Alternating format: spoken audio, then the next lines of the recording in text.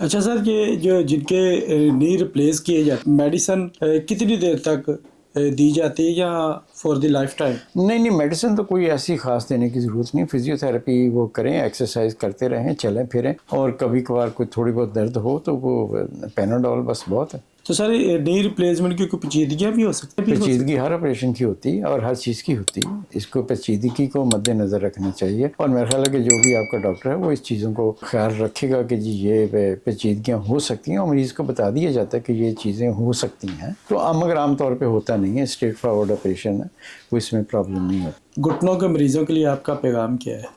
اپنے آپ کو ایکٹیو رکھیں، چلیں پھریں، اگر آپ جو چل پھر کے کام کر سکتے ہوں چل پھر کے کریں، اور تھوڑی بہت ایکسرسائز کا جو ہے عمل دخل اپنی زندگی میں رکھیں، اور آپ کے ٹھیک رہیں گے. جوڑ جو ہے آپ اپنے ان کا حرکت پوری کریں، اور میرے خیال میں جوڑوں کے لیے اور مسکوسکیلٹل ہیلتھ کے لیے نماز کا پڑھنا، نماز کا ادا کرنا اور صحیح طریقے سے ادا کرنا بڑا ضروری ہے.